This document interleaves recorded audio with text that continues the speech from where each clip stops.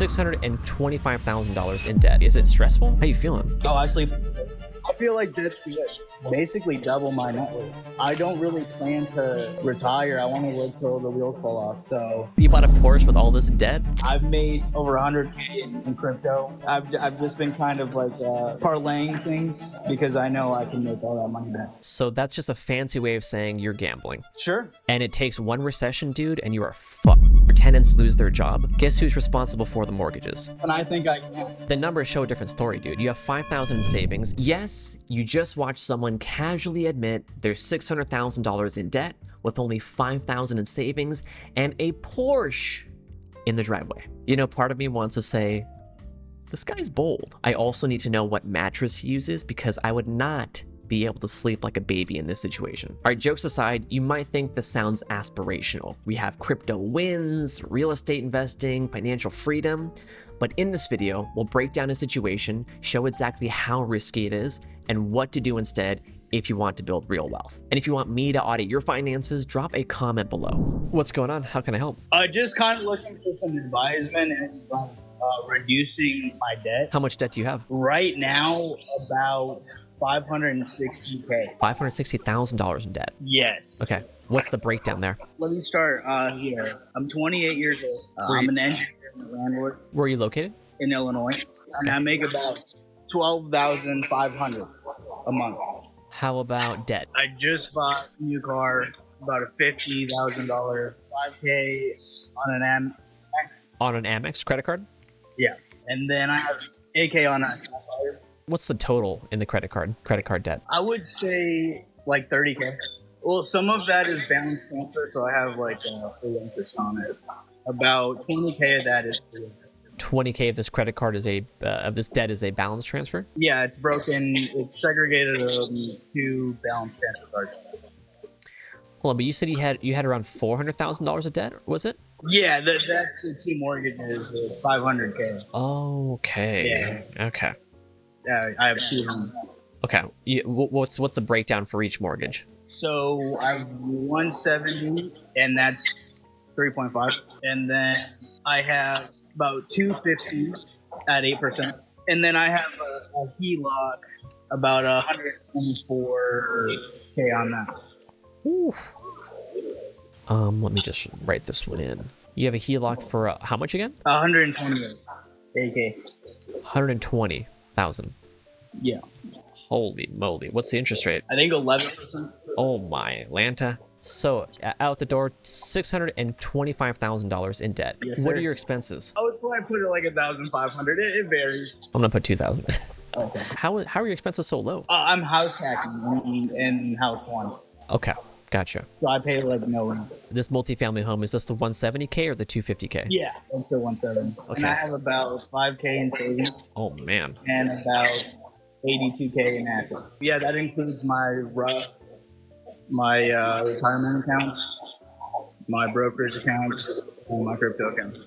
So you're 28, you make over $12,000 per month net. You have $625,000 in debt. That is a 50K car loan, 30K in credit cards, two mortgages, 170K and 250K, and a HELOC for $120,000. Your expenses are about $2,000. Your savings is only $5,000 and 82K in assets. Most concerning part here is gonna be the savings, because if you were to lose your income, I mean, you're still on the hook for a lot of this stuff, right? And the expenses, let's talk about this for a second. So let's say, Yeah, I don't know if that's right. I just did the math. It's more like 5,680. so yeah, the very first thing is it's going to be this HELOC, man. So what would you take out this HELOC for? To put down money to buy this second home. Okay, so you took out an 11% HELOC to buy this second place, which you have around 250K on the mortgage right now. Yeah, and I built equity from the 170.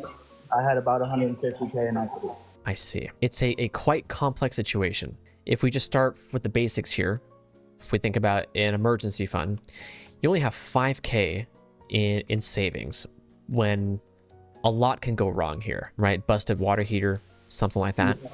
Yeah. That's going to be like, what, 7-8K or something. That's the quote I got recently. And you're going to have to put that either on credit or take out more debt, right? So that's probably my major concern is the lack of cash here. what's nice is you make a pretty good income. What are we doing with this extra? It's all going to the car. It's all going to the car. Yeah, like the paycheck I get, it's just going straight to the credit card. The credit card is going to be number one for sure. And then number two is going to be this HELOC here. And then it's going to be potentially this. If not that, then the car. This is like generally the order that I would approach it in. How much of that 30K is zero interest? You mentioned you did a balance transfer. I would say 12K is what's like 25%. That's the high. And then the rest, the other like 17K, what is that? Yeah, about 17K, zero interest. Got it right. How much are you putting towards this credit card debt each month? At least $4,000. At least $4,000. That works out because it is less than the 9 months you have left on the zero APR, and you're going to pay about $1,400 in interest. If you can do more, even better. What I would do before that is I would bump this savings up to at least a month's worth of expenses. Then we tackle the credit card debt. Now, after the credit card debt is done in about 8 months or so, the next thing in line is the HELOC. What's the plan for this? Yeah, I don't know. Kind of stuff. I could offload, sell the house, probably making a little bit off because I got to. But yeah, with fees and stuff, I don't know. I might have just break even. How about the truck? It's a Porsche. It's a Porsche? Yeah. You bought a Porsche with all this debt? I just said, you know what? So, backstory. I've made about over 100K in crypto. I haven't really kept a lot of it. So, I've just been kind of like parlaying things because I know I can make all that money back. So that's just a fancy way of saying you're gambling. Sure. Yeah. We have a lot of debt. I would ditch the Porsche. I would consider getting rid of one of the places and just get yourself to a solid foundation because this is a lot of debt, man. It's gotta be. Is it stressful? Oh, I sleep. You sleep like a baby? Yeah. The thing is, like, you have to. I feel like that's good. Yeah, you can use debt in a good way, right? Use this debt and really transform, like, basically double my net worth. I still owe on it, but over time, you know, I don't really plan to retire. I want to work till the wheels fall off. So, and I want to start a business. I have a lot of ideas. I have a couple side hustles that I have brewing up. So, I think this is only the beginning. I want to buy another house. Okay. The thing about the debt and the side hustles and, you know, making money on crypto or whatever, all this is guaranteed, right? This is all guaranteed. You're going to pay this no matter what. But the side hustles, the gains from crypto or whatever it is you do on the side, the parlays, that's not guaranteed. So my concern is that we're on this foundation that's it's seemingly becoming more brittle and brittle. And it takes one recession, dude, and you are fucked. Like, royally fucked. Because what happens when a recession happens? Yeah, I know. I think we're already starting to see that. If you can weather the hard times, the good times are going to be amazing. I like the expression. My concern is, can we weather the hard times? That's the question, right? Because if you're... And I think I can. Because the numbers show a different story, dude. You have 5,000 in savings. Okay, so let's pause there for a moment because this is critical to understand. Despite what he believes, the numbers paint an entirely different picture. If he or his tenants lose their jobs, the bank isn't going to be like, oh, it's okay. Just, pay us back when you can. These are multi-billion-dollar publicly traded companies with shareholders. If they don't get their money, guess what? They take the house. It's called foreclosure, and it's not a joke. Just in the third quarter of 2025, there were over 100,000 US properties with foreclosure filings, a 17% increase from last year. By not having a substantial amount of cash reserves to actually weather the storm that's coming, meaning a solid 6 months of personal and rental property expenses, he's running the risk of being forced to sell assets, which is the last thing we want. If we go into a recession, your tenants lose their job, guess who's responsible for the mortgages? And you only have 5,000 in savings here. That's the concern. But it just takes one wrench to just blow all this up. But risk management is key here. So let's assume, let you pay your credit card debt off. You have $110,000 HELOC That is an 11% interest rate. If you put $4,000 towards that, you'll pay it off in 32 months and pay about $17,000 in interest. Beyond that, we got to get the savings to a solid number. It's just hard to do that with all this debt, right? Because you can, I mean, ideally, if your expenses are $6,000, you want about $36K ideally in savings. That's 6 months of expenses. In case you lose your job, tenant loses their job, a mix of both.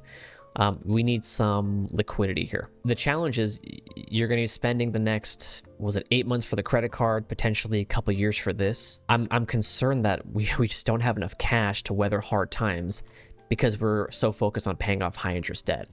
That's probably one of the main challenges here. Yeah, no, that makes sense. So it's going to take quite a bit of work, but overall, yeah, the debt, we got to do something about the debt as soon as possible and build ourselves a cushion. Those are my two main concerns. So here's my take. He needs to ditch the Porsche, pay off the credit cards and HELOC as soon as possible. The problem is he also needs more cash to weather a storm. If he refuses to sell anything, I would strongly consider building a solid personal and rental property emergency fund before paying down the high interest debt further. Yes, I know it's the opposite of what we preach in this community, but this is a rather unique situation, and the lack of cash is a ticking time bomb. Yes, he will pay more interest in the long run, and that will erase some or even all of the gains he's hoping to make in stocks and real estate. The silver lining in all of this is that he has an amazing income and career.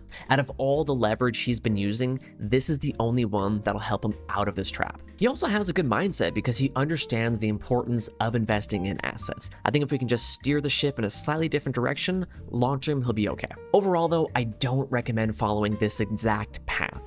Avoid debt wherever possible, especially high interest debt. Run the numbers, have a solid risk management plan, and please stop pretending real estate is a risk-free, passive income solution. It is not. What is risk-free is liking, subscribing, and watching this video to learn how I would invest if starting over.